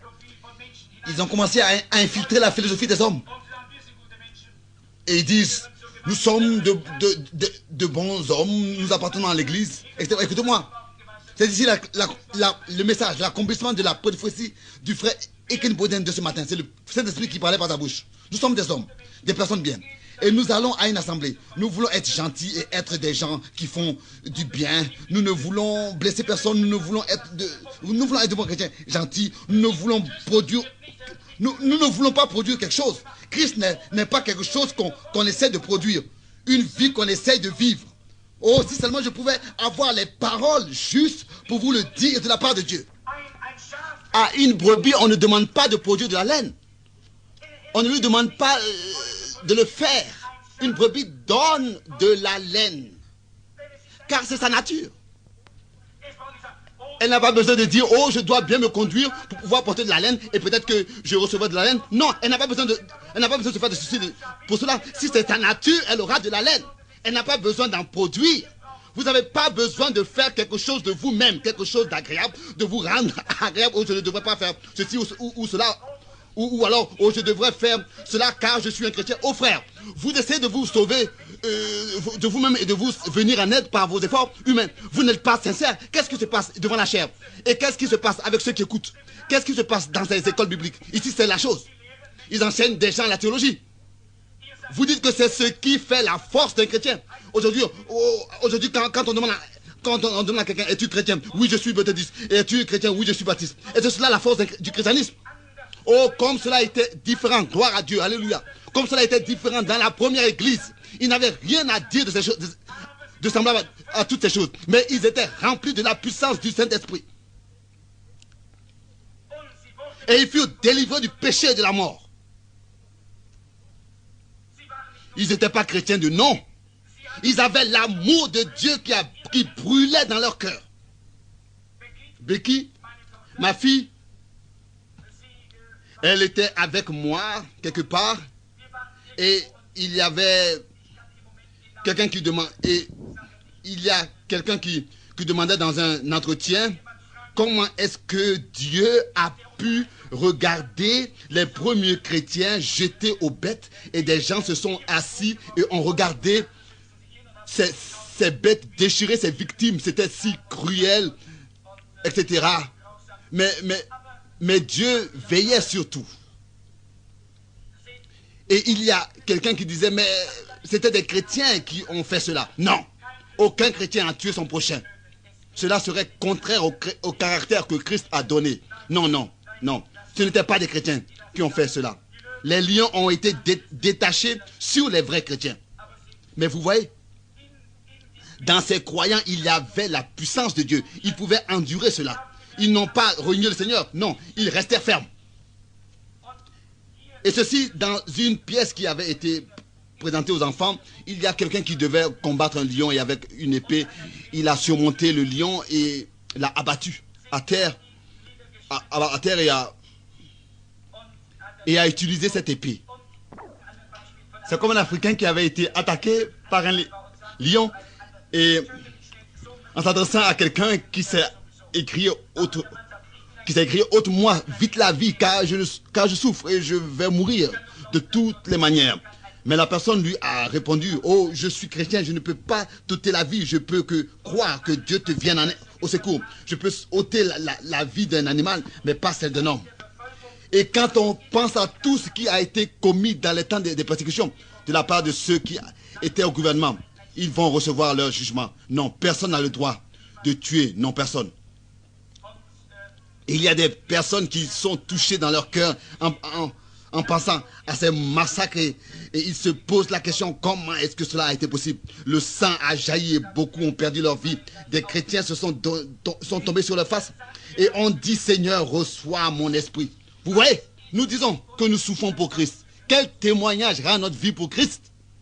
Oh, la foi de nos pères, la foi qu'ils avaient. Cela n'avait pas d'importance que ce soit que leur chemin aboutisse dans une grotte au lion ou quelque part ailleurs. Si nous avons reçu le témoin, nous prenons position pour Christ, même dans la mort. Ils étaient remplis du Saint-Esprit. Oh, les premiers chrétiens n'avaient pas peur de la mort. Non, les Romains devaient reconnaître que ces gens-là ont quelque chose. Mais qu'est-ce que c'est? Aujourd'hui, on fait des dénominations et on recite une confession de foi. Voici où nous en sommes. Arrivé aujourd'hui, luthériens, baptistes, méthodistes, beaucoup d'entre eux. Beaucoup d'eux. Non, nous allons à la perdition sans avoir le témoignage de Dieu. Et la vie du Saint-Esprit est notre témoignage. Oh, comme l'Église était différente au commencement. Pour les églises aujourd'hui, il s'agit seulement d'avoir des membres. Ils disent, appartiens à l'Église, c'est comme il y a un cantique qui dit, oh, quand quelqu'un vient à l'assemblée, il change de vêtements. Non, mais si quelqu'un devient chrétien, alors un nouveau homme est mis dans le vieil homme. Pas un vieil homme sur le vieil homme, mais un nouveau homme dans le vieil homme. Nous avons besoin aujourd'hui de plus de nouveaux hommes. De nouveaux hommes. De nouveaux hommes. Vous voyez? Oui, nous avons besoin de quelque chose d'autre. L'Église aujourd'hui veut se sauver d'elle-même par de bonnes œuvres. Hein? On dit, je suis chrétien, je dois être gentil, je dois faire ceci et cela. Non! Que fit la première Église? Ils ont attendu. Pas qu'ils essayaient de se rendre meilleurs. Ils ont attendu que Dieu lui-même vienne et que ce soit lui qui les fasse sortir de cet état et que de pharisiens, ils fassent des témoins. Et ce dont nous avons besoin aujourd'hui, c'est d'une autre attente. Une autre attente, d'attendre le Saint-Esprit, que le témoin de Dieu puisse venir nous transformer afin que nous puissions rendre témoignage de ce qui a été accompli et du sang de Jésus-Christ, de tout ce qu'il a fait. Le Saint-Esprit n'est pas comme ça, seulement des paroles. Ce n'est pas un endroit où les gens viennent et vont à l'assemblée, ou alors l'église n'est pas comme ça, fondée sur de la théorie, où on vient par habitude, et tout semble aller bien, avec un bâtiment de 100 millions de dollars, et je ne sais encore quoi, des millions et des millions sont investis et financés. Et financièrement, vous savez, elle se tient mieux qu'autrefois. Mais on n'a fait que construire de grandes organisations. Ici, il y a une organisation qui qui construit un bâtiment de 6 millions de dollars et ils disent que le retour du Seigneur est proche. Une église pentecôtiste.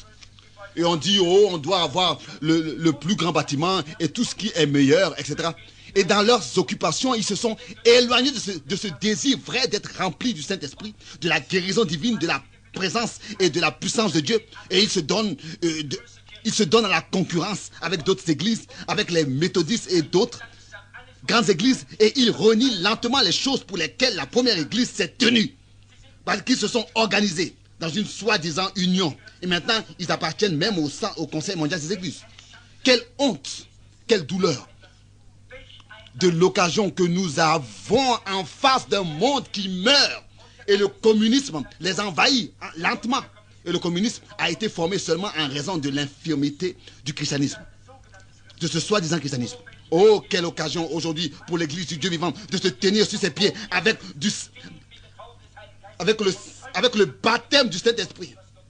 Pour pouvoir rendre témoignage de ce que Dieu a dit et a accompli. Dans la Bible, Jérémie, dans le chapitre 42, il a parlé et le peuple craignait que le roi de Babylone les envahisse et prenne le pays. Et ils ne croyaient pas les paroles du prophète. Il fallait seulement dire, oui, nous sommes croyants, nous venons pour entendre ce que Dieu nous a dit. De toute façon, il ne croyait pas l'homme de Dieu. Il pensait qu'il est de toute manière pas normal. Il a la barbe qui lui pend devant et les cheveux qui tombent derrière. Mais il allait en tant que prophète. Et les gens venaient à lui et lui demandaient ce qu'il devait faire. Et il disait que cela nous semble bon ou pas, nous ferons ce que le Seigneur nous dit. Bien, je vais consulter le Seigneur et il restait 10 jours là-bas devant le Seigneur. Et alors il recevait ainsi dit le Seigneur. Et il disait, écoutez-moi, vous hommes, alléluia, vous craignez le roi de Babylone, comme nous, celui de la Russie maintenant.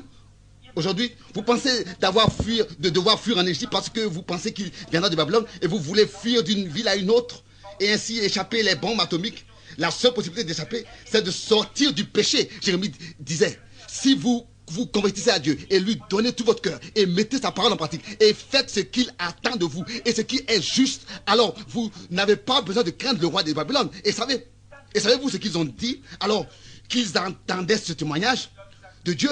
Ils ont dit, oh, ça c'est une fausse prophétie. Nous allons en Égypte.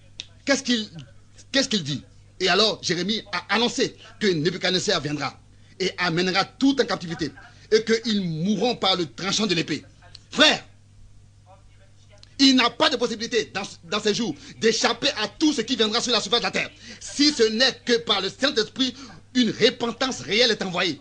Comme au temps d'anciens, et je vous demande, mes frères, je le dis tout en m'incluant. Vous voyez, nous sommes des évangélistes. Et nous avons un Billy Graham de grands évangélistes, Oral Robert de grands évangélistes, tous de grands hommes. Nous les estimons. Mais nous n'avons pas besoin d'évangélistes de cette sorte. De quoi nous avons besoin? Parce que tous ils se sont organisés avec la politique, etc. Méthodistes, baptistes, pentecôtistes et tout s'unissent et montrent tous comment est-ce qu'ils peuvent être grands. Nous n'avons pas besoin de cela. Non, nous avons besoin d'une attente devant Dieu jusqu'à ce qu'une effusion de cet esprit ait lieu et que la puissance de Dieu soit manifestée. Nous n'avons pas besoin du salut. Nous avons besoin du salut de Dieu. Du salut de Dieu. Pas de tel évangéliste. Nous avons besoin de la rédemption. Que la montagne se déplace. Qui est cette montagne devant Jérusalem? Elle sera aplanie, dit Dieu. Vous voyez, c'est vrai. Ce dont nous avons besoin aujourd'hui, ce n'est pas d'un quelconque réveil qu'on apporte, mais plutôt d'une manifestation avec puissance du salut de Dieu, comme le réveil à Wells, où des hommes dans les magasins et au travail, là où ils se trouvaient, ont été obligés de fermer les endroits publics parce que les croyants étaient saisis par l'Esprit de Dieu. Pas quand quelqu'un dit, je ne viens que si vous me donnez telle et telle somme, alors je prêcherai, etc. Non, ce dont nous avons besoin aujourd'hui, c'est de pleurer et de se lamenter et de demander devant Dieu et de demeurer devant Dieu jusqu'à ce que Dieu répande sur son peuple la puissance de son esprit. Son témoin, pas une cymbale qui retentit, pas une dénomination, vite. Mais Dieu lui-même habitant dans l'homme, dans des hommes. Jésus disait dans Marc 16, verset 15, que le Saint-Esprit, quand il viendra, il rendra témoignage. Dans chaque âge, jusqu'à la fin. Et il disait, allez par tout le monde et prêchez l'évangile. Voici les miracles qui accompagneront ceux qui auront cru. En mon nom, ils chasseront des démons. Vous voyez, comment sera ce témoignage? Jusqu'à la fin du monde. Combien de temps? Dans chaque génération. En mon nom, ils chasseront des démons. Ils parleront de nouvelles langues. Ils saisiront des serpents. Et ils opposeront les mains aux malades. Ceux-ci seront guéris. S'ils boivent quelques breuvages mortels, il ne leur fera point de mal. Jésus-Christ Jésus disait qu'il rendra témoignage jusqu'à la fin du monde, dans chaque génération qui suivrait. Alors il dit, et il pouvait dire, nous sommes ces témoins. Amen. Écoutez la fin. Et sur cette... s'il vous plaît, comprenez cela. Et saisissez cela. Nous sommes ces témoins. Nous qui avons reçu de son esprit. Sa parole témoigne ce qui va se passer dans les derniers jours. Il y aura une apostasie, un état de chute. Et ce sera une église froide, formaliste, sans puissance. Nous vivons dans cela maintenant. Une église sans puissance, ayant l'apparence de la piété, mais renie ce qui en fait la force. Éloignez-vous de ces hommes-là. Le Seigneur a annoncé tout à l'avance. Il a donné des signes. Il a annoncé qu'une personne bien précise s'assiera dans le temple de Dieu, se proclamera lui-même comme Dieu. Toutes ces choses ont été témoignées à l'avance. La parole de Dieu est parfaite. Déjà du temps de Nebuchadnezzar, comment est-ce qu'il a reçu un songe concernant, n'est-ce pas, la manière avec laquelle les différents empires apparaîtront, du royaume babylonien aux Médès et Perses, Grecs et Romains, et tout exactement l'un après l'autre, exact, énuméré dans l'ordre juste et dans le temps juste. La parole est le témoignage de Dieu, sont vrais. La parole et le témoignage de Dieu sont vrais.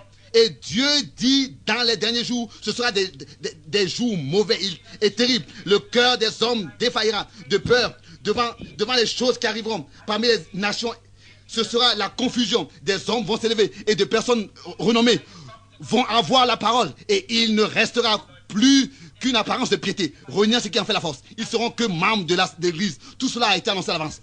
Nous sommes témoins que la parole de Dieu est accomplie. Les églises sont dans chaque organisation dans cet état. Annoncé à l'avance. Je donne ce défi à quiconque de me montrer où est-ce qu'aujourd'hui encore une assemblée serait réellement remplie de cet esprit. Levez-vous, dites-le moi. Où existe une telle organisation? Il n'y en a pas. Il n'y en a plus. Il n'y en a plus. Cela n'existe plus. Tous sont sans puissance et morts. Et mortes. Avez-vous compris? Mais il a aussi prophétisé qu'il y aura une vraie église à la fin des temps. Un petit troupeau, un reste. Il a dit qu'elle sera là. Et elle sera là. Un peuple qui connaît son Dieu.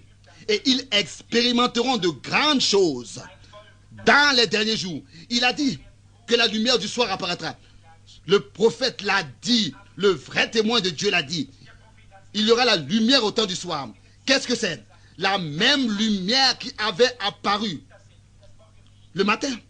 Le prophète disait, ce sera un jour unique qui ne sera ni jour ni nuit. Un jour connu de l'Éternel, un jour couvert comme aujourd'hui, dehors. Juste assez d'éclairage pour se déplacer.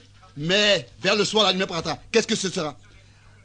Qu'est-ce que ce sera? Oh, ce sera de revenir, de repartir au temps ancien. La lumière du soir apparaîtra.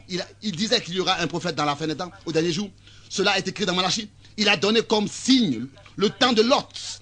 Et il a prophétisé que les hommes doivent revenir à la foi des pères, revenir à l'original, revenir aux saintes écritures, la Bible, revenir tous en sortant des organisations et des dénominations, revenir au commencement, revenir à l'expérience originale de la Pentecôte, revenir dans l'état d'être rempli du Saint-Esprit, revenir à la puissance de Dieu. La parole de Dieu rend témoignage que cela va arriver. Vers le soir, la lumière paraîtra.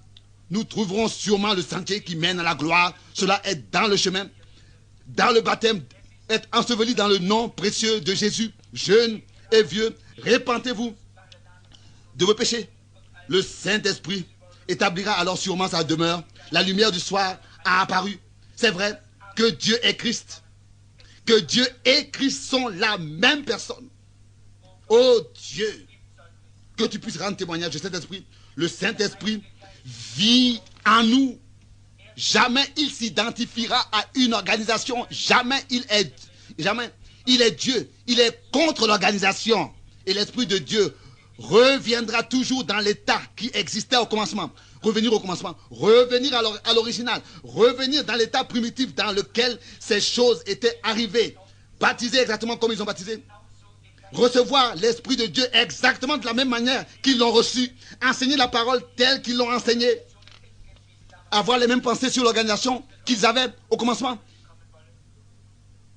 il aura de la place pour tous ceux qui veulent venir. Ils seront purs et saints tels qu'ils l'étaient au commencement, remplis du Saint-Esprit, tels qu'ils étaient au commencement. Et ils seront sans crainte. Et les mêmes œuvres qui avaient lieu autrefois auront lieu encore maintenant dans les derniers jours. Pendant l'apparition de la lumière vers le soir. Oh Dieu, mandate, utilise des lèvres, appelle à sortir. Il y a tant de témoins, toutes sortes de témoins. Témoins baptistes, méthodistes, témoins presbytériens, catholiques. Et si Dieu le veut, je vais parler des 4 différentes étapes de l'Église. Oui, nous avons différents témoins aujourd'hui. Mais il y a un seul qui est vrai. La nature rend témoignage de Dieu. Il est resté Dieu, il est Dieu et il sera toujours Dieu, c'est vrai. Les prophètes des temps anciens ont reçu la parole de Dieu et ont parlé dans le Saint-Esprit. Ils ont annoncé les choses à l'avance. Ils ont rendu témoignage et il est écrit, il y a quelqu'un qui est au milieu de vous, qui est spirituel. Si quelqu'un au milieu de vous qui est spirituel ou prophète, moi le Seigneur, je parlerai avec lui par des visions et des révélations. Et si ce qu'il dit arrive, croyez, le même Dieu fait la même chose aujourd'hui.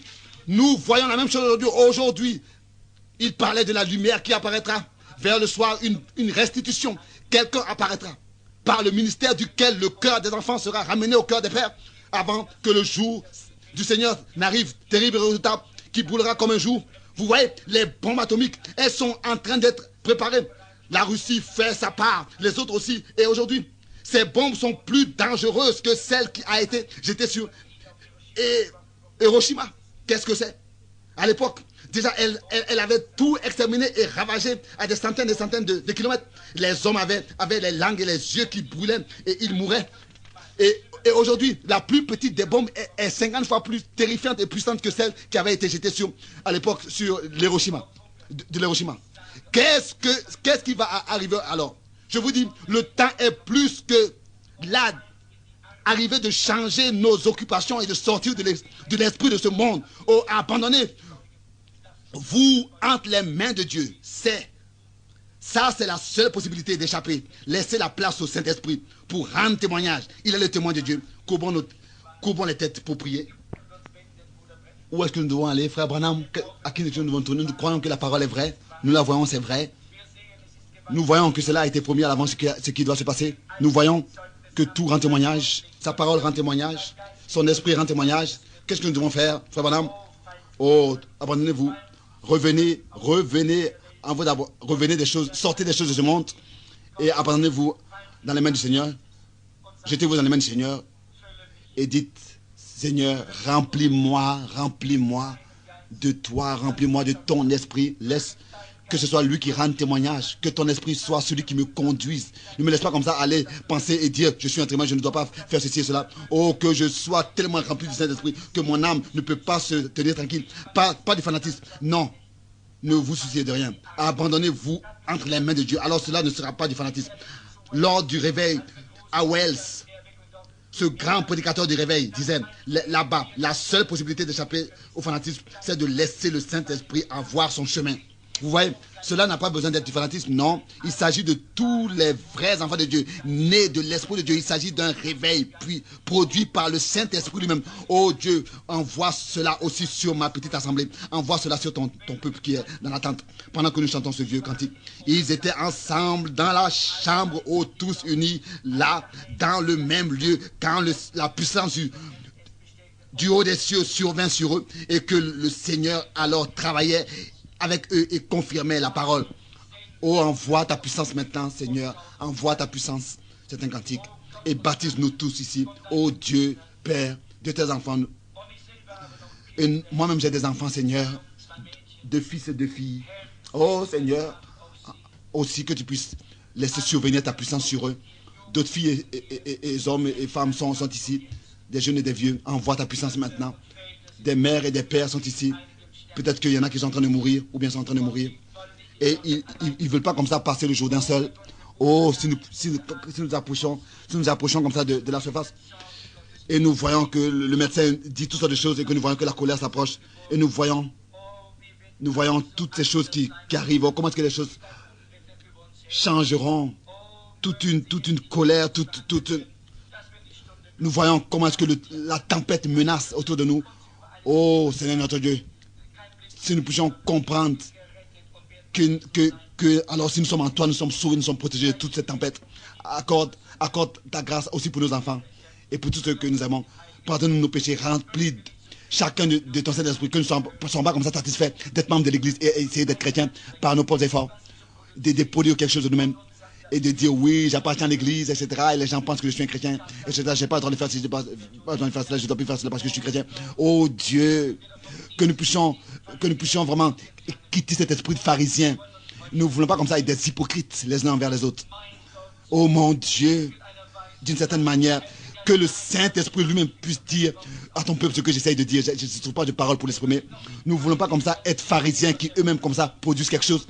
Remplis-nous de toi-même, de ta puissance, de ton énergie, de ta vie, que notre âme soit brûlante de flammes et que nos forces viennent de toi, notre vie vienne de toi, que notre témoignage soit ton témoignage, que nos paroles soient ta parole, que les démons tremblent et que le monde tremble sous l'impression que toi-même tu produises et que tu... Oh Seigneur, qu'il y ait des hommes qui sont prêts à attendre ta puissance. Et il est écrit que ceux qui t'attendent, dans Ésaïe 40, ils recevront de la force et ils s'élèveront comme des aigles. Et ils marcheront et ils ne seront pas fatigués. Oh, enseigne-moi Seigneur, oh, enseigne-moi à attendre. Apprends-moi à attendre, apprends-moi à attendre. Oh Dieu, les grands réveils qui avaient survolé les pays, des centaines et des milliers ont été apportés dans les réveils. Oh mon Dieu, accorde-moi ta grâce. Laisse survenir ton esprit, ta puissance sur nous. Que je puisse régénérer ma foi et que mes yeux soient fixés seulement sur toi. Accorde-moi de le recevoir et de faire seulement ce que toi tu veux que je fasse. Oh Seigneur notre Dieu, que nous puissions te consacrer tout ce que nous sommes. Que nous puissions te consacrer notre chair, cette tente de péché. Et que sur la chair, sur tant de choses dans laquelle nous mettons tant de valeur et nous travaillons tellement pour comme ça avoir tout agréable, conduire des voitures comme ça, modernes, etc. Si nos yeux pouvaient sortir de toutes ces choses de ce monde et regarder seulement à toi. Oh Dieu, laisse-nous mettre tout de côté, toutes ces choses qui passeront. Que nous puissions chercher les trésors célestes, le Saint-Esprit, le véritable témoin de Dieu. Parce que c'est seulement l'Esprit de Dieu qui pourra rendre témoignage de Dieu, personne d'autre. Que ce soit des dénominations, etc. D'avoir beaucoup de membres, ou bien si nous sommes bien habillés, si nous avons de belles voitures, etc. Que ça, si nous avons trois repas par jour. Qu'est-ce que ça a d'importance? Nous devons avoir besoin de la puissance du haut des cieux. Qu'est-ce que toutes ces choses auraient servi à ma mère qui maintenant est décédée? Oh mon Seigneur, je reconnais que toutes ces choses-là ne servent à rien. Que nos yeux soient seulement fixés sur toi. Que le Saint-Esprit puisse vraiment venir dans notre vie et rendre témoignage lui-même. Que nous puissions vraiment nous tenir là, dans un tel état de puissance, et rendre témoignage sans crainte. Oh Seigneur, aussi ici, sur cette chair, il y a des mouchoirs, pour compris. Oh Seigneur notre Dieu, que tu puisses, toi qui m'as accordé hier ce message, que tu puisses entendre que le Dieu qui avait parlé par ce frère, par la prophétie ce matin, que tu puisses entendre que le Dieu qui donne des visions, parler encore. Je viens contre chaque mauvais esprit et je jette cette montagne d'incrédulité et de maladie. Toi qui es-tu devant le Seigneur? Tu dois être planifié et aplani. Qui es-tu? Toi, mère de la mort, pour que tu te permettes de te tenir à l'obstacle au peuple de Dieu. Ôte-toi, nous allons dans le pays de la promesse. Nous entrons dans le pays de la promesse. Ôte-toi, Seigneur. Sanctifie chacun, guéris tous ceux qui sont présents ici, guéris chacun. Qui es-tu toi, maladie? Qui es-tu? Qui penses-tu être? Satan? Qui es-tu? Que penses-tu? Quelle prétention as-tu? Chaque prétention que tu as à Golgotha t'a été ôtée. Chaque prétention. Tu es rien qu'un bluff. Tu n'as aucun droit. Nous venons contre toi au nom du Seigneur Jésus-Christ. En tant qu'un peuple rempli de Saint-Esprit. Que le Dieu qui a donné les promesses et qui m'a connu toute ma vie, le Dieu qui donne les visions et qui parle par sa parole et que cela s'accomplit, qu'il puisse au nom de Jésus-Christ de Nazareth, qu'il puisse ici ôter chaque maladie de ce peuple. Tu as dit, prononce la parole. Et ce que tu prononces, crois que cela est arrivé, alors cela arrivera. Il a dit, il a fait. C'est le témoin qu'il a dit. Le témoin de Dieu qu'il a dit. Ça, c'est le témoignage de Dieu. Et je rends ce témoignage que cette parole de Marc est vraie. Satan, tu dois sortir. Pas de l'espérance, mais la foi. La foi. Oh, Dieu purifie nos cœurs pécheurs. Je crie pour moi et pour l'Église. Nous sommes faibles, Seigneur. Nous sommes indignes. Nous sommes une Église qui prétend, qui confesse, qui revendique. Mais nous ne l'avons pas mis en pratique, nous ne l'avons pas vécu, nous ne l'avons pas reçu dans la réalité. Le Saint-Esprit ne nous a pas pour lui entièrement sous sa domination, sous sa discipline. Nous sommes dans le péché, mon peuple. Nous sommes faibles, Seigneur.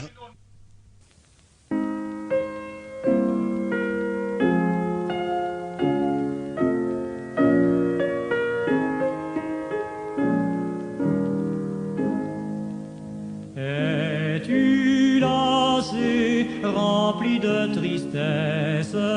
Dis tout à Jésus, dis tout à Jésus. Son cœur est ouvert à ta voix sans cesse. Oh, dis tout à Jésus. Dis tout à Jésus. Oh, dis-lui tout. Combien son accueil est doux. Il peut comprendre, il aime à t'entendre. Dis-lui simplement tout. Il voit tes yeux rougis par les larmes. Dis tout à Jésus, dis tout à Jésus. Il connaît ton cœur, il sait tes alarmes. Oh, dis tout à Jésus. Dis tout à Jésus. Oh, dis-lui tout. Combien son accueil est doux. Il peut comprendre, il aime à t'entendre. Dis-lui simplement tout. Si ton passé surgit comme une ombre, dis tout à Jésus, dis tout à Jésus. Il peut effacer tes péchés sans nombre. Oh, dis tout à Jésus. Dis tout à Jésus. Oh, dis-lui tout. Combien son accueil est doux. Il peut comprendre, il aime à t'entendre. Dis